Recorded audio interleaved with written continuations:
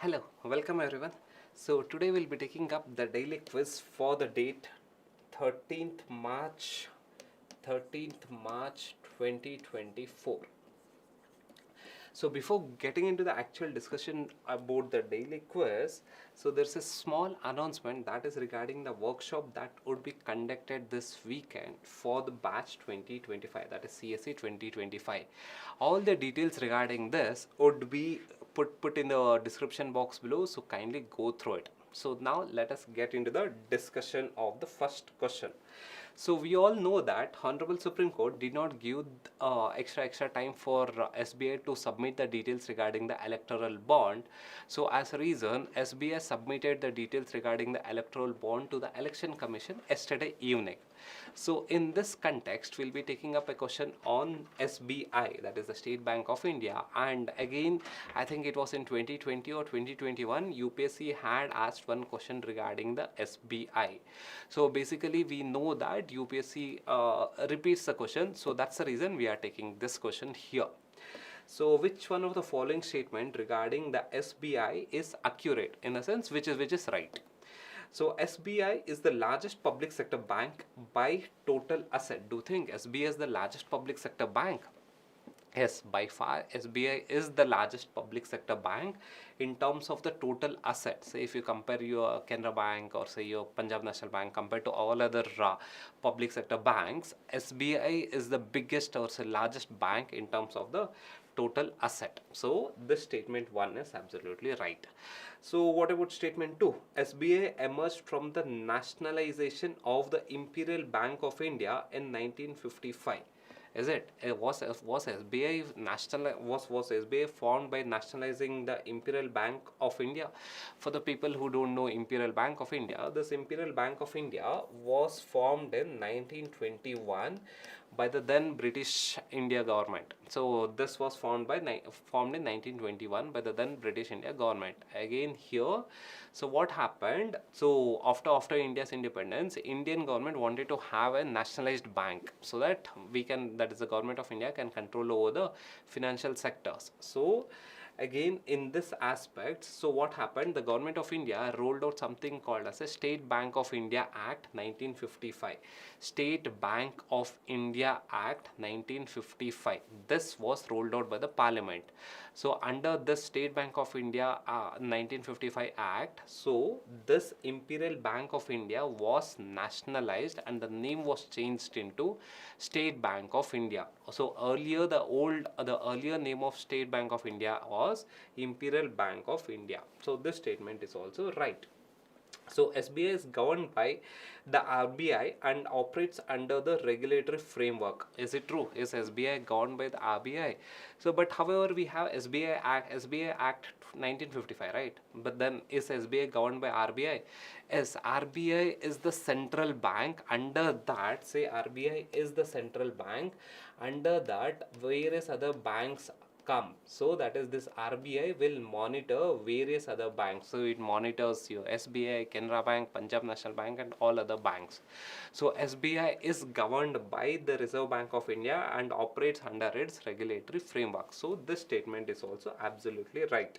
So the answer is C. So now let us go to the next article or say next question. So in today's newspaper, Honorable Minister has written an article on Khelo India program or say Khelo India scheme.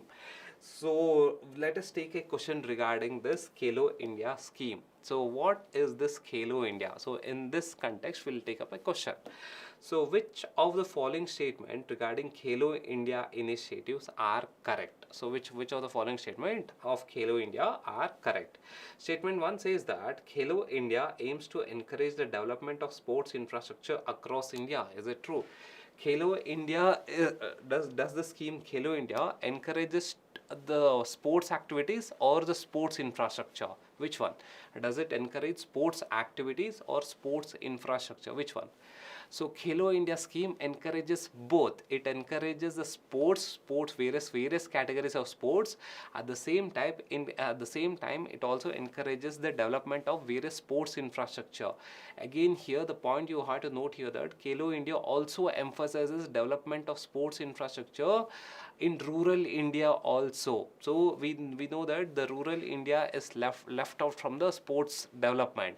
So Khelo India scheme, that is a union government scheme, aims to develop sports infrastructure even in the rural India. It is not just rural India, even in rural India, along with all other parts, even in rural India, it wants to develop the sports infrastructure.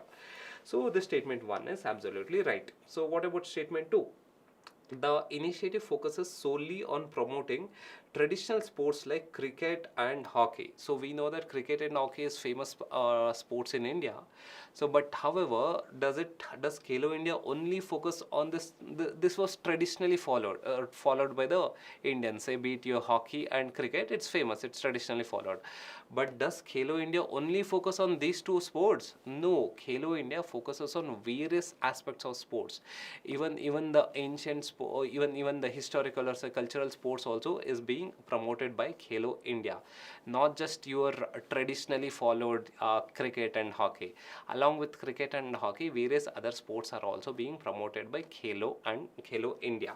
So this statement, that is the initiative focuses solely on promoting the traditional sports like cricket and hockey, is wrong.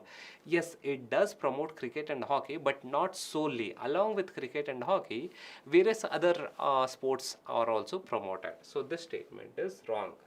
So statement 3, that is Khelo India includes a scholarship program for talented young athletes to further their training and development. Does Khelo India scheme has a scholarship clause or a scholarship provision? Yes. Under Khelo India, there's something called as a Khelo India scholarship scheme. So this Khelo India scholarship scheme is given to the young athletes or the young sports person, so that they get adequate money for getting adequate nutritious food, adequate food, or say adequate nutritious food, training kits, adequate training, etc. So this statement is also right. So both statement 1 and 3 are right. So the answer has to be C. C is the answer. Is it clear? Now there was in today's newspaper, it was we had some good news, that is the inflation is under control. So we will take up the question not directly on inflation as such, but however the broader aspects of inflation concept in India. So that is regarding your monetary policy committee. I'll briefly give 1 or 2 lines regarding your monetary policy committee, and then we'll get into this question. So what is this monetary policy committee? This monetary policy committee was established in 2016. It has 6 members. So totally 6 members, 3 members from the RBI side and 3 members from the Government of India side. These 6 members will sit together and they try to control the inflation in India. That is the basic concept. Monetary Policy Committee was formed in 2016. It has 6 members, 3 from RBI side and 3 from your Government of India side. All the 6 members will sit together, take up monetary policies, take up some efforts in the monetary policy in order to control the inflation in India. That is the basic concept regarding your monetary policy. And now let us focus on the question. So that is, which of the following statement regarding the Monetary Policy Committee and inflation targeting in India are correct? So this question is mixing 2 concepts, that is your Monetary Policy Committee and your inflation targeting. So the statement 1, that is the primary mandate of Monetary Policy Committee, MPC is your Monetary Policy Committee, is to maintain price stability with the target set by the government in terms of the CPI inflation. Is it true? What is the primary objective of Monetary Policy Committee? One of the primary objective of Monetary Policy Committee is to stabilize the price, that is price stability, that is to control the inflation. So if the inflation is very high, we will not have price stability, the price keeps increasing. Say if the inflation rate is very high, say if it's 10% or say 15%, what happens? The price of any goods keeps increasing. So price stability means, so the MPC, the Monetary Policy Committee's one of the important objective is to control the inflation, in the sense control the price. So that is nothing but your price stability. So this statement is absolutely right. Again, here the point you got to note here is that MPC targets your CPI, that is your Consumer Price Index, not your WPI. Don't get confused. WPI, Wholesale Price Index, is not considered. Your MPC, Monetary Policy Committee, considers your CPI, Consumer Price Index. Okay. Statement 2. MPC is responsible for setting up the benchmark interest rate in India known as repo rate to achieve the inflation targeting set by the government. Is it true? Does MPC sets the repo rate in India? Yes, it is the MPC which decides the repo rate, and again the agenda of setting the repo rate is mainly to achieve the price stability, is mainly to achieve the inflation rate or the inflation targeting rate in India. So again, so this statement is also right. That is MPC is responsible for changing the repo rate so that they can achieve the inflation targeting. So this statement is also right. And statement 3, inflation target currently stands at 4% plus or minus 2%. Is it true? Is the inflation targeting currently that is set by the government, is it in the range between say 4% plus or minus say plus 2 and minus 2? So that would be in the range of 2 to 6%. 2 to 6%. Is it true? Is the current inflation targeting is in this zone, that is 2% to 6%?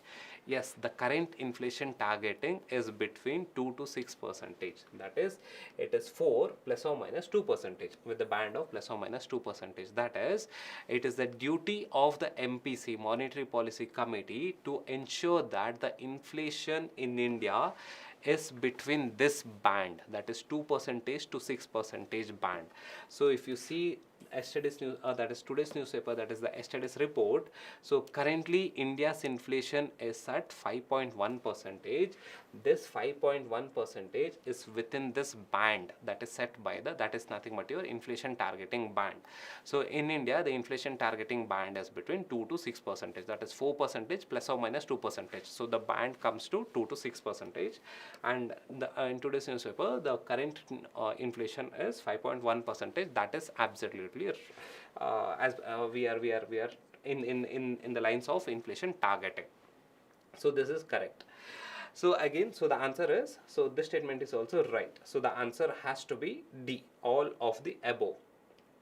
So again here, some details regarding your MPC Monetary Policy Committee. It is a 6-member committee, that is 3 from your RBI side and 3 from your Government of India side. And MPC, one important thing that you ought to know is that MPC has to meet at least 4 times. At least 4 times they have to meet. There's no maximum limit, but however, at least 4 times they have to meet. That is, once in every 3 months they have to meet. That is, once in every quarter they have to meet and take up some decision regarding the repo rates, so that the price stability in India can be maintained. So this is the basic concept of your MPC and inflation targeting. So, and in the same news, we also have some not so impressive news. That is, the inflation is at 5.1%. This is within the inflation targeting band, but however, the food price is increasing, or say the food inflation is increasing. So what is this food price increase? It's called as food price rise. It's called as your food inflation. So let us take up a question regarding this topic. So that is your food inflation. Consider the following statement regarding food inflation in India. So again here, food inflation refers to the rise in the price of food items over a specific period of time. So what do you think? Yes, that's the meaning of food inflation. Food inflation means the prices of the food keeps increasing over a period of time. So that concept, that's a simple concept. So this statement is absolutely right. That is, food inflation refers the price of the food keeps increasing over a period of time. So that is statement 1 is absolutely right. So what about statement 2? Factors contributing to the food inflation in India includes adverse weather condition affecting the agricultural output. So why the food prices keeps increasing? Why the factors contributing to the food inflation? One of the factor contributing to the food inflation includes adverse weather condition affecting the agricultural output. See, if you see here, so when we have adverse weather conditions, say in terms of your drought or in terms of flood, what will happen? The supply will come down. If there's a drought, what will happen? There would be crop failure. So if there's a crop failure, the supply of food, agricultural products will come down. So if the supply will come down, so what will happen? this will lead to cost push inflation. Say let us assume that, so we had 100 kg of tomato, that was when the cultivation was 100 kg of tomato, the price was 10 rupees. Now hypothetically assuming that due to drought condition, the overall tomato produce has come down to say 60 kg. So if the overall produce has come down to 60 kg, what will happen to the price of tomato? The price of tomato will increase. So again, whenever there's an extreme weather event, say in terms of your drought, in terms of floods, the agricultural output comes down because of crop failure, or say lower or yield, or say lower productivity. So what will happen if there's a lower productivity? The prices will increase. So this is nothing but your price level.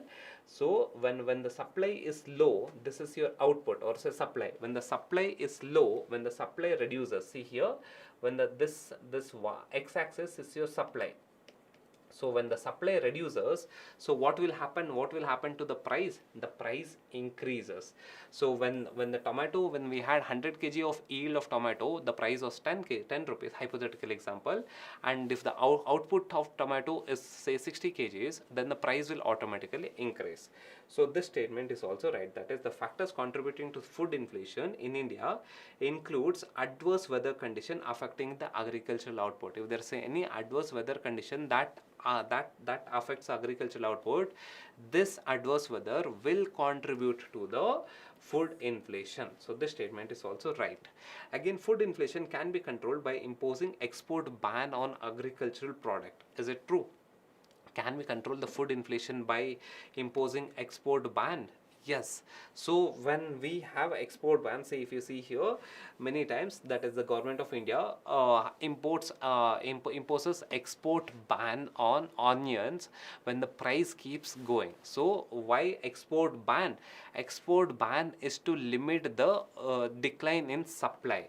Say for example, India has 100 kg, hypothetical example, India has 100 kg of onions, and that is say 10 rupees kg, 10 rupees, hypothetical example.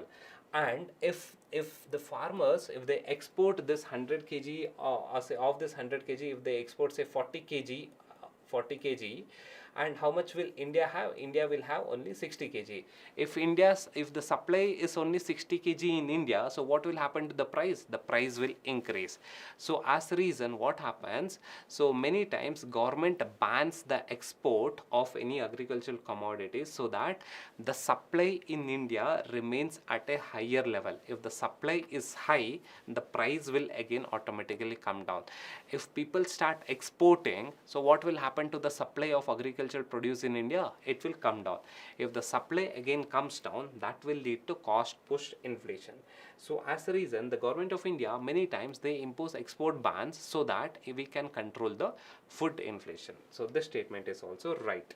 So the answer is D. So now let us take up the next question. So that is your PYQ, that is your blue carbon. The carbon, what is blue carbon? So again, it's a very straightforward question. It was in 2021. What is blue carbon? Blue carbon, that is the carbon captured by the ocean and coastal ecosystem. It's simple concept. Blue carbon means the carbon that is sequestrated by the vegetations in the ocean and along the coastal ecosystem. Say for example, these are the vegetations, or say the vegetations in the coastal or the ocean marine ecosystem. So during photosynthesis, what happens? The vegetations will absorb the carbon dioxide, will sequestrate the carbon dioxide. So that concept is called as blue carbon. Is it clear? So what is blue carbon? Again, blue carbon means the carbon that is sequestrated by sequestrated in the sense absorbed by the vegetations in the coastal ecosystem or in marine ecosystem. So that concept is called as blue carbon. So if you consider over here, say your mangrove trees, or say your sea grasses. So these are your sea grasses, or say the planktons, phytoplanktons, the phytoplanktons. These vegetations will absorb the carbon dioxide during photosynthesis. That concept is called as blue carbon. Is it clear? Fine. So the answer is very simple. A is the answer. So now let us go to the last topic, that is the fact of the day. So it was in your down to earths. The fact of the day is your microplastic. So this is your microplastic, the tiny plastics that you find. So that is your microplastic. Tiny in the sense how tiny? When the size of the plastic is less than 5 millimeter, 5 mm. When the size of the plastic is less than 5 mm, we call it as microplastic. Is it clear? So what is microplastic? Again, microplastic, when the size of the plastic is less than 5 mm, we call it as a microplastic, and it is the biggest concern in the present times. Why? Even UPSC has asked a question regarding microplastic. So what is the reason for it? It is the biggest environmental concern in the present times. So again, there are two categories of microplastic. One is primary microplastic. So primary microplastic in the sense, so these are the microplastic that are created by humans for various purpose. Say for example, you would have seen the microplastics that are put in the paste, the toothpaste, or say you would have seen the microplastic that we use in the facial scrubs, the facial foam what you get. There are some tiny microplastics are there, the tiny beads kind of a thing. So that is your microplastic. Many cosmetic products does have microplastic. So those kind of microplastics are called as primary microplastic. These are purposefully created microplastics. So that is your primary microplastic. But however, your secondary microplastic means, so these are the microplastic that gets formed by the disintegration of the bigger plastic. Say for example, this is a bigger plastic. So if I dump it in the environment, over a period of time, this big plastic will get disintegrated into tiny plastics. So that tiny plastics is your microplastic, and we call it as a secondary microplastic. Say for example, this is your plastic bottle, and over a period of time this plastic will disintegrate into tiny particles. So that is your microplastic. And why is it a big concern? So we know that this microplastic, the size of the microplastic is less than 5 millimeter, which could be easily absorbed, or say which could be easily intake by various organisms. So what happens? This microplastic is a big concern in the ocean. So what happens? So when the microplastics enter into the ocean, these microplastics are eaten by the various marine organisms, say be it your zooplanktons, etc. And again that would be eaten by the fish, and at the enter it would be eaten by the bigger fish, and eventually it will enter into humans. So this is the big concern, that is the microplastic has entered into the food chain in the marine ecosystem. Microplastic has entered into the food chain in the marine ecosystem. That is a big concern. So this is the environmental concern that we are speaking about, the microplastic. Is it clear? Okay, fine. So this was the end of today's discussion. So thank you guys.